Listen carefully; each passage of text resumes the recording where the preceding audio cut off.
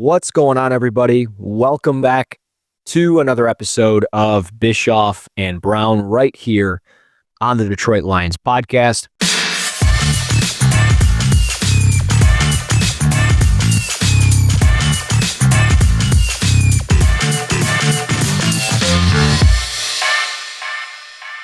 He's Scott Bischoff. I'm Russ Brown. We are back. A little somber today, as everybody should probably expect. Fallout from the Lions and Commanders, the shocking loss that it was. We both recorded last week on this show talking about that game. We previewed it, and we felt pretty good. And then obviously everything just happened as it did. 5 turnovers on offense and the injuries piling up on defense and so many different things, but we'll get into it. I'm not going to be my jolly self just every time I'm throughout the week. It's a Wednesday here after the game. It's Wednesday, right? Yeah, it's Wednesday. And just through that, it's just like the last couple of days, I said this to a couple friends. I'm like, I swear Saturday night, part of me died and is still on my friend's couch. And I'm here. So it is what it is, but we'll get into it. Scott, my man, how are you? I'm doing good. Obviously bummed about the loss, but that one team wins the Super Bowl every year. Yeah. How are you? Outside of having a small death. Right. No, I mean, I think, where I'm at with this whole thing is just like, you kind of get accustomed to losing, right? You grow into it, being a fan of this team, as we all know. And that's why last year was so fun. And it was just like, let's just enjoy the ride. No more predictions, no more score predictions. Let's just have fun and enjoy this thing. And it was all foreign to us because we didn't know what was going on. And that's why when we beat the Rams last year, it was like we won the Super Bowl. Then when you beat the Bucs and good things are going, and you're 30 minutes away from the Super Bowl with a 17-point lead. And then obviously what happened last year happens. And you're thinking, man, they're back on a mission. They were favored in 13 games. They drafted well. They signed some key free agents, and they went on and won 15 games. They went 6-0 in the division. They won 8 games on the road, 8-0 on the road. I mean, that's where I'm at with it. It's just like, I get it. Only one team wins the Super Bowl at the end of the year, and the odds of us doing it are very slim to none. But this just felt like the right team at the right time in the right spot, regardless of everything that was going on. And then it happened. And what happened on Saturday night was just not what I was prepared for by any means. Yeah. Because at some point it felt like, okay, the Lions were going to start taking over. When Sam Laporta made that catch in the back of the end zone, that spectacular catch, the great play by Goff, it was like, okay, it's changing a little bit. They're taking over. And then just no matter how it turned, the defense couldn't get off the field. They couldn't make the stop. And the Lions offense kept getting in their own way with turning the football over. So I guess we can start there with the offense a little bit. I know we're going to go into detail about the defense, but looking at our offense, 5 turnovers, 4 in total from Goff, 3 picks, a fumble, an interception thrown by J-Mo. I mean, how do you spin this performance on offense? I know they scored 31 points, so it can't all be on them. And again, we'll get into the defense, but what'd you take from the offense in this game? This is one of the things to be very optimistic about going forward, and not so fatalistic about this particular season, is that you have one of the top offensive weapons in the NFL in Jahmyr Gibbs, and all of that was on display in that game. You have Amon-Ra St. Brown for a long time. You have Penei Sewell for a long time. J-Mo has proved himself to be worthy of his draft slot. I think Christian Mahogany, I know he's a 6th-round pick from last year, and the story still has to be written about him, but he looks really good in 2 starts. Yeah. There's a lot of reason for optimism around that offense. That offense is crazy explosive. You put up 31 points, turn the ball over 5 times, but you still put up 31 points. Some of those turnovers are just, like the Samer-Still pick, where J-Mo's open in the end zone. It's an incredible play, right? Would you like for that route to be more towards the corner of the end zone instead of, you know what I'm saying? Like, would I want him to, knowing that he had beaten Sane was still there, would I want him to flatten that out and run a little more laterally? Just to run into open space? Yeah, but I don't think anybody's really expecting the recovery that Sane was still put on there and jumped that route. It was incredible. It was a great play. But again, this was definitely, I mean, it's not like we haven't seen the Lions lay an egg before at home, even this year. They did it in week 2. I know it's a long time ago. Yeah. But that's what this game felt like in some ways. Was on offense, it seemed like they wanted to take too many chunks, too many chunk shots, too big a bite at the of the apple at times, which is definitely what they did in week 2. So you saw them getting a little desperate. I don't know if that's a Goff thing or if that was a play calling thing, or if there was all right, we're down a little and we're feeling pressure. Let's take shots. The Commanders were not stopping Gibbs. Gibbs was just ridiculous in that game. Yeah, he really was. And Amon-Ra had a great game. Like you said, Laporta had the catch was incredible. There's a lot of positive there, but in the end, you're not really beating anybody in the playoffs if you turn the ball over 5 times, and that's the nuts and bolts of the whole game. It just is. Yeah. No, it is. You're absolutely right. And I think it was more so, okay, you turn the football over, it is what it is. It's more so like where they were turning the football over, right? Like one was a really bad pick 6 by Goff, and then he gets lit up. There's no foul on the play. Yeah. And like when you look back at the replay, they show it, and he's throwing to Tim Patrick with 3 guys draped all over him or surrounding. Yeah, but Laporta's right in that window, right there, and you didn't make that throw, and it's just like, what are we doing? And he even says, like, I should have made a different throw, and I wish I had that one back. And this is one that's going to eat at these guys, and hopefully it keeps them hungry, and they keep grinding, and they keep putting in the work as we all expect them to do. The fumble at 3rd and 1 still kind of that's the one where, to me, they're going to look back on that and they got to rethink some of that. Yeah, simplify. You don't need to empty the backfield on 3rd and 2 and throw away a down. Yeah, just don't. Yeah, and you're doing first downs. Right, and you're doing it with David Montgomery.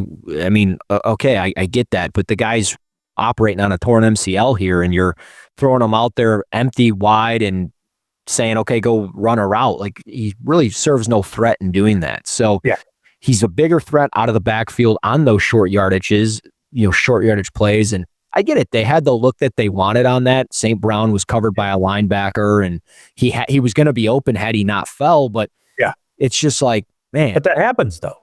Yeah. And that happens, and Goff's got to hold on to it and got to execute. And I get all of it. It's just, you were getting so many yards on it per carry. I mean, just game. If you're up 14-3, you put the pressure on the rookie.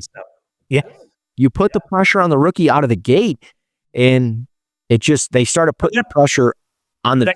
That's the tone of what we were hoping for.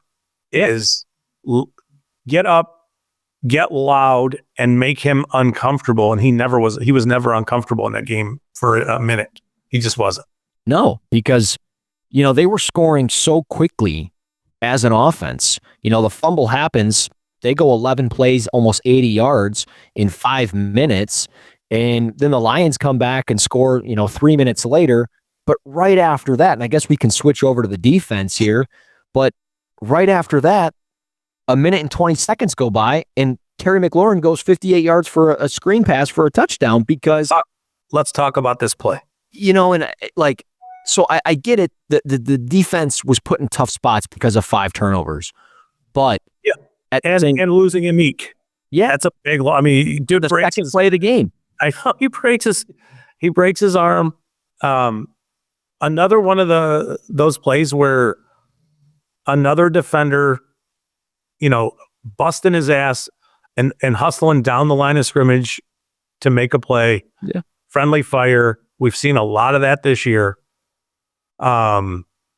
Huge loss for them, right? It's just a huge loss, but on that particular play you're talking about, in the McLaurin long touchdown, talk about what you saw. It bothered me immediately for a very specific reason. My guess is, if you talk out just the X's and O's of it, and I'll tell you right now, what bothered me the most about it is that you blitzed from the bunch side of the formation, which meant you were blitzing into Jaden Daniels' field of view. Yep. Which meant he could see it coming. And at that point, if he can see it coming and still have time to make the throw into a place where now you have numbers, what are you doing blitzing him from there anyway? Right. You know what I mean? Yeah. So it bothered me that was the design of that play. They did it multiple times. Yeah. Where they went to a situation where they had bad numbers. So go ahead and tell the fine people what you saw on that play. Yeah, going at that play, I mean, it's second and it might have been 1st and 10, but it was, they come out in a 11 personnel, 1 running back, 1 tight end, and the tight end is to the right.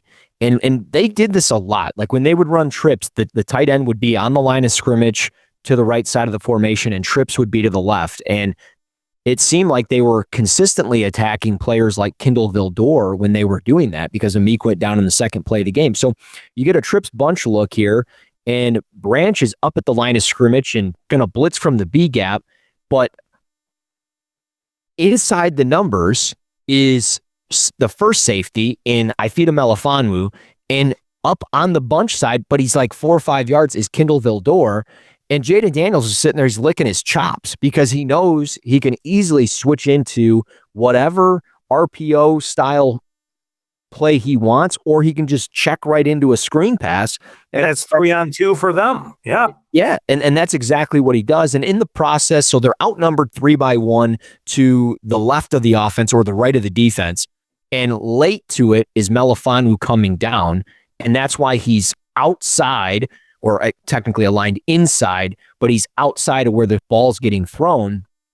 And he gets blocked easily, and then Vildor gets blocked easily, and late over the top is Kirby Joseph, which made 0 sense to me on how they never adjusted to this. And like, it's just football 101, where you see a bunch formation, you have to get your numbers out there, regardless of what's going to happen in the box. If they beat you on the ground, okay, they beat you on the ground. Slow the game down a little bit. That's fine. Let them eat up some clock.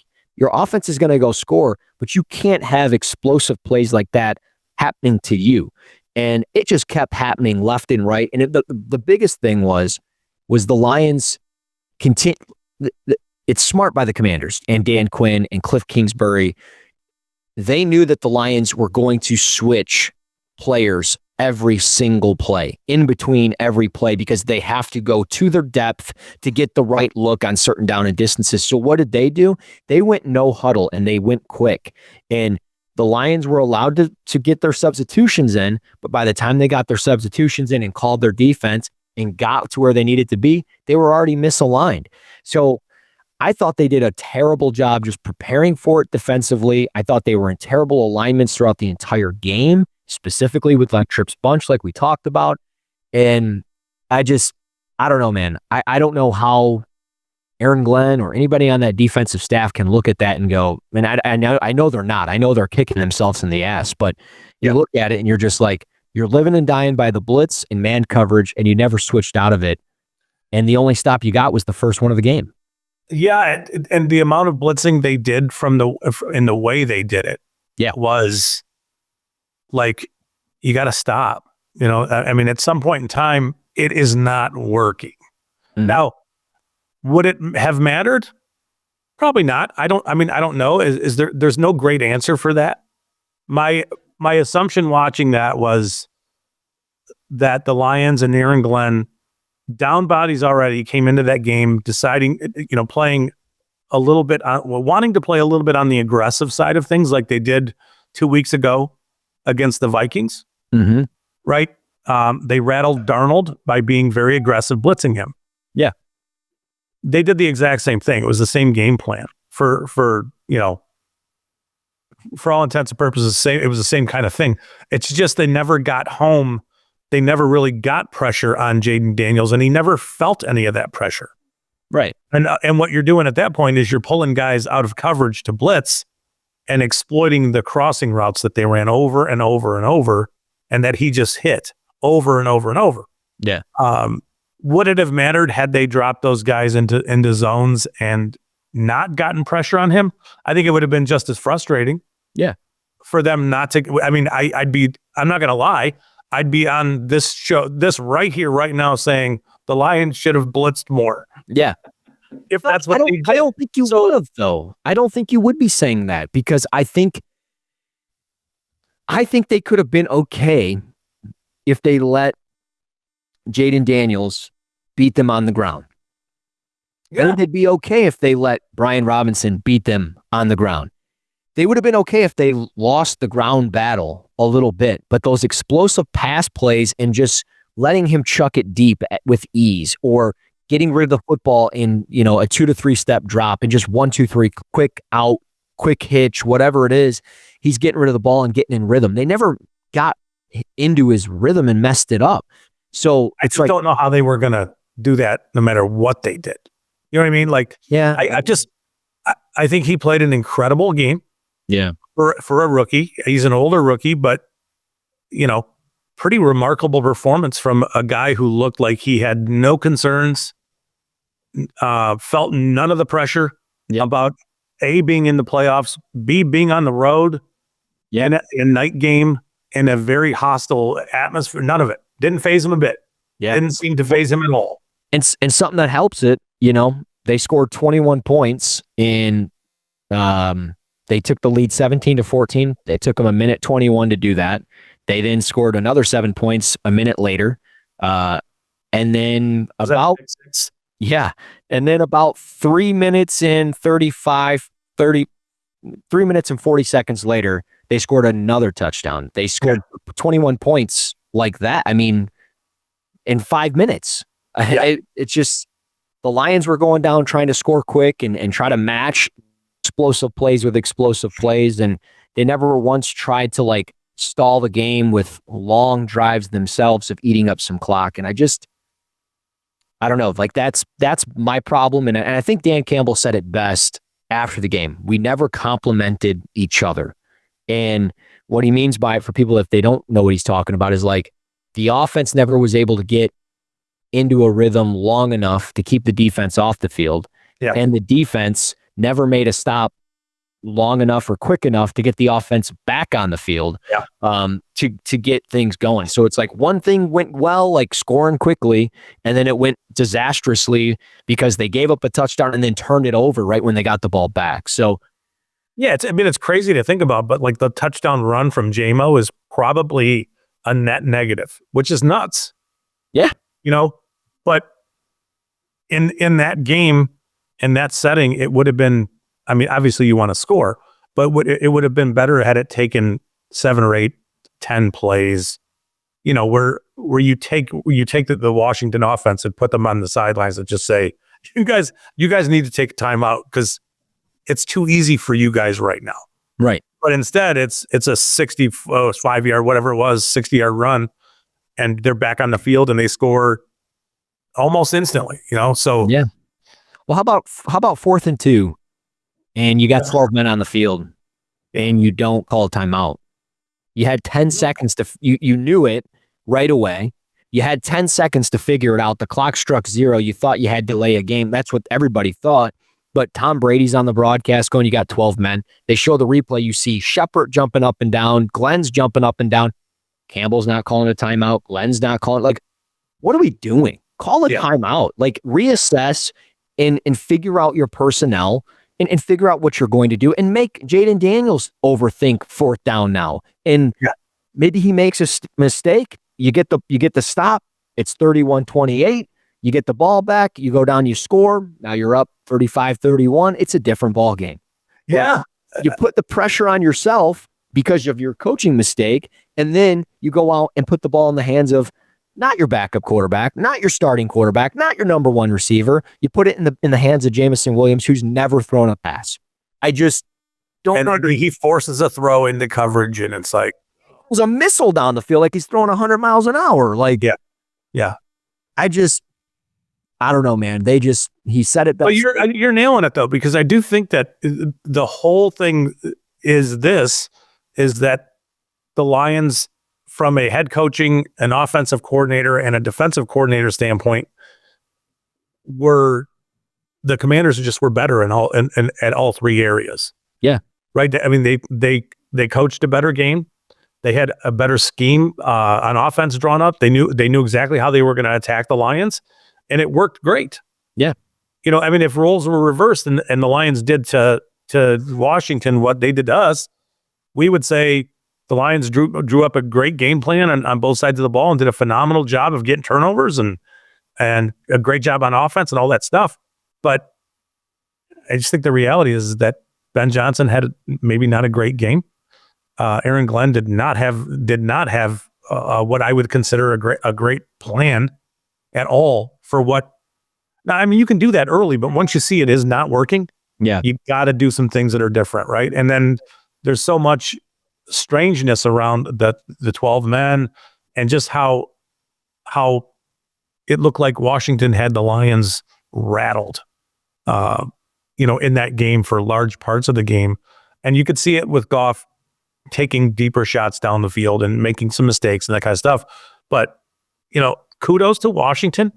I'm happy for their fans, because it sounds crazy, but that team was a year ago an absolute dumpster fire. Terrible.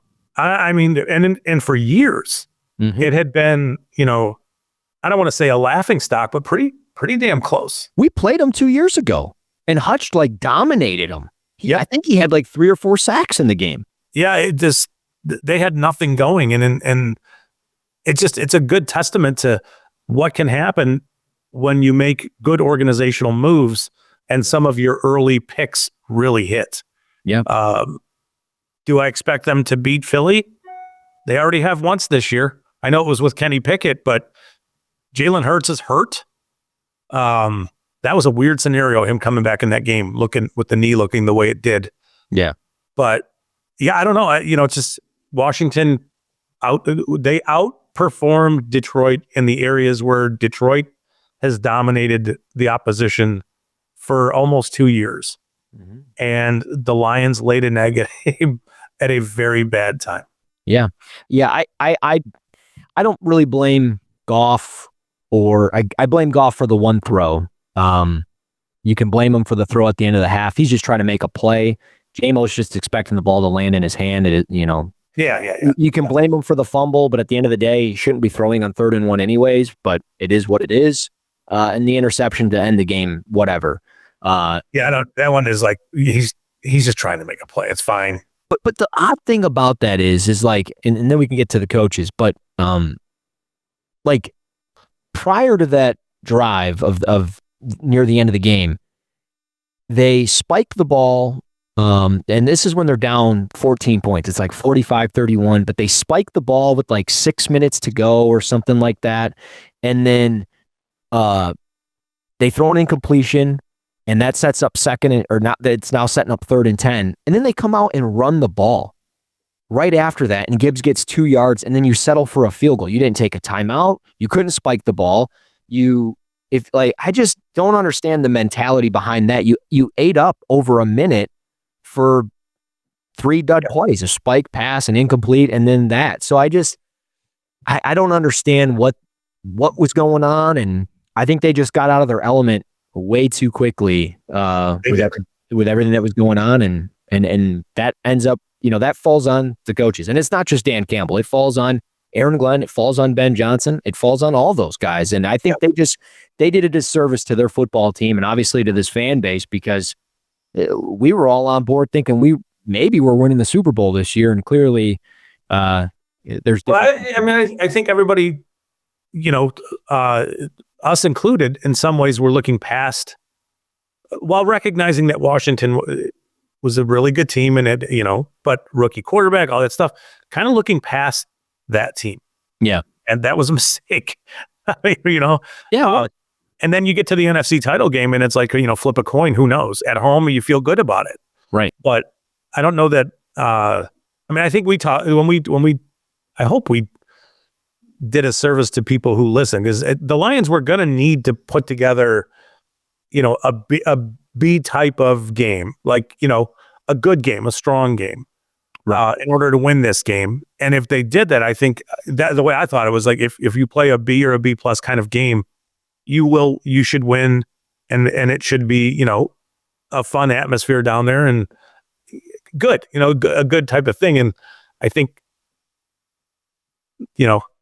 conservatively being nice, they played like a C minus, D plus kind of game all the way around. Yeah. And I just don't know, I'm not sure who you're beating in the playoffs. Playing like that. Yeah. Yeah. Bummer. It's a bummer. Yeah. Yeah. It really is. But to kind of make matters worse, let's just pile more shit on here. The only thing I'd add to that is just something for everybody to think about, is that with as many injuries as they had all year, what was the finish line for this team? Right? What was the point where they were like, okay, the job is finished? And it's possible the job was finished for this group when they got the bye.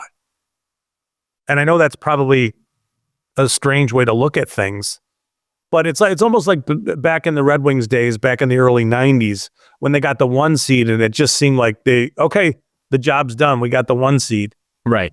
Everything else is just gravy kind of stuff.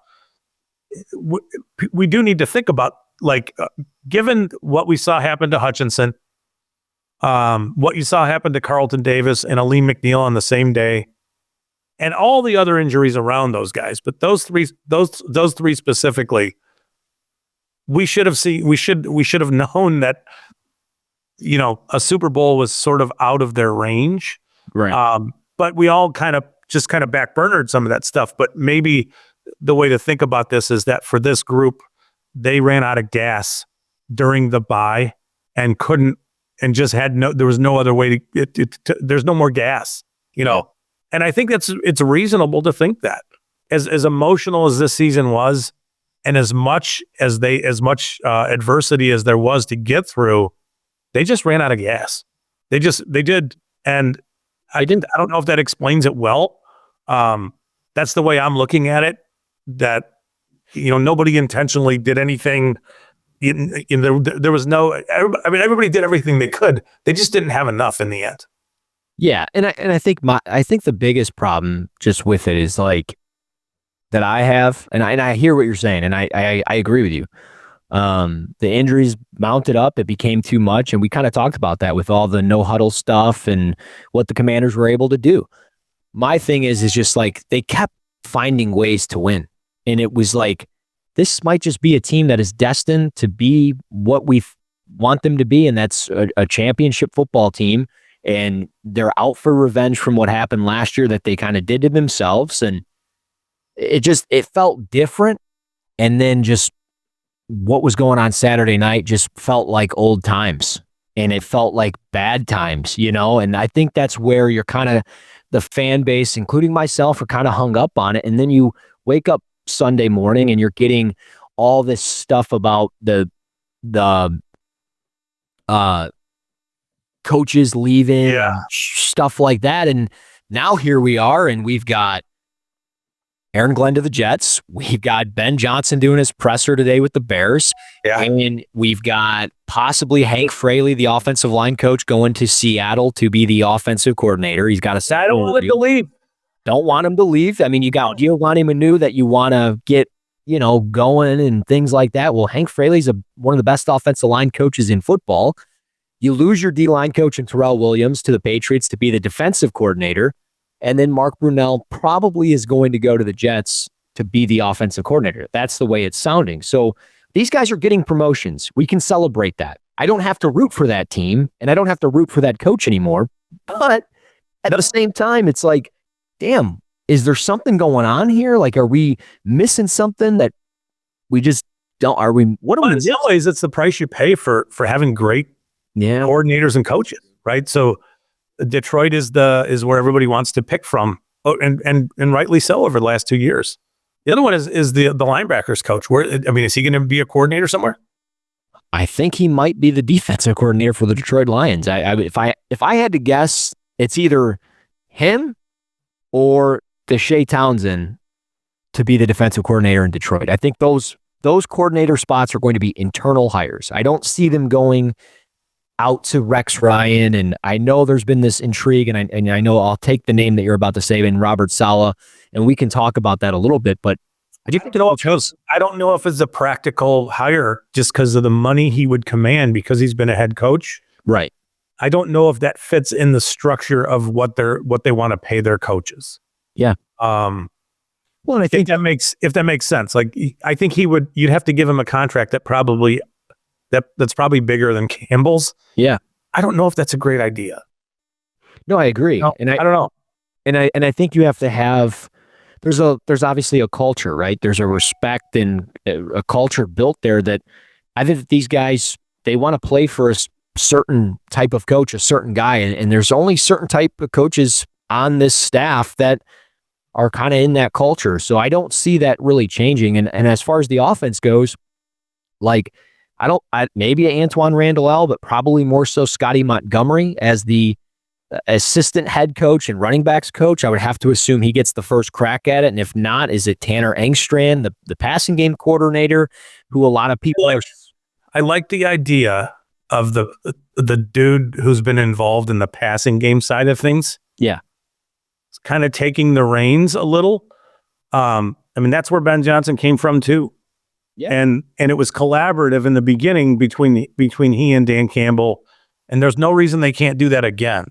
Right. Lions have put together a fantastic staff already once. They'll do it again. Yeah. So I don't think there needs to be such a panic about that. But this is why this team being so good is different for all the fans in the area. When is the last time the Lions had a coordinator or an assistant, whatever, a position coach move on to a different team to become either a head coach or a coordinator? I don't recall it happening. I think I know the answer to this question. Yeah? Yeah, 1963, Don Shula. Okay, so I think that's honestly the answer. So the reason why people are struggling so much with this is because we've never seen it happen before. Right. And it's all happening at one time with multiple guys. They'll fill the position with smart dudes. They know what they're looking for. They'll be fine. They have tons of talent. There's a lot of reason to be hopeful about what they do or what they have and what they're going to be. It's just going to be a little different, next year. But this is the price you pay for success. Yeah. Yeah, you're right. Lions fans have not been set up to have this kind of empty feeling. Yeah. We've always been kind of either coasting in the middle or riding on the lows, and finally we get to ride on the highs, and we hit a low spot here because of, we kind of got, last year we were David slaying Goliath, right? Trying to take over the NFC and do what we were doing. And we kind of did that. We slayed Goliath in a sense. And then we became Goliath this year with 15 wins and a target on our back with the 1 seed. So yeah, it is what it is. I mean, we'll find a way to move on. The sun will shine again, right? The grass will get greener. We'll find a way. They'll definitely need some strong contributions from this current draft class that they just got done with. Moving forward. And that means like Rakestraw's got to play and Arnold's got to get a little better, and Manu, we got to see a little bit here. But really, maybe they can hit on this upcoming draft. It sounds like they're going to get a comp pick for some of these coaching changes that are happening. So, well, they're going to get 2/3. They're going to get a third in this year's draft and a third in the 2026 class. So yeah, that's good. I mean, if there's a positive, there it is. Yeah. So we'll see how it goes. I mean, we'll get into some off-season stuff here, guys, in the coming weeks. We'll see how next week goes. I'm going to be in Mobile for the Senior Bowl, so you might actually see me maybe live with Chris and Jeff because they're going to be down there. So maybe we'll do something live, and that'll kind of fill in for me and Scott, give Scott the week off to just stay warm here in the freaking cold in Detroit. So,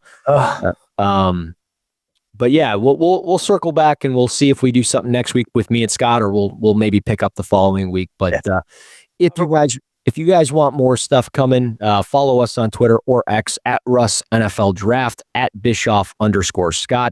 And of course, you can rate, review, and subscribe to the Detroit Lions podcast on YouTube, Apple Podcasts, Spotify, and all other podcast platforms. So he's Scott Bischoff. I'm Russ Brown. This has been Bischoff and Brown right here on the Detroit Lions podcast.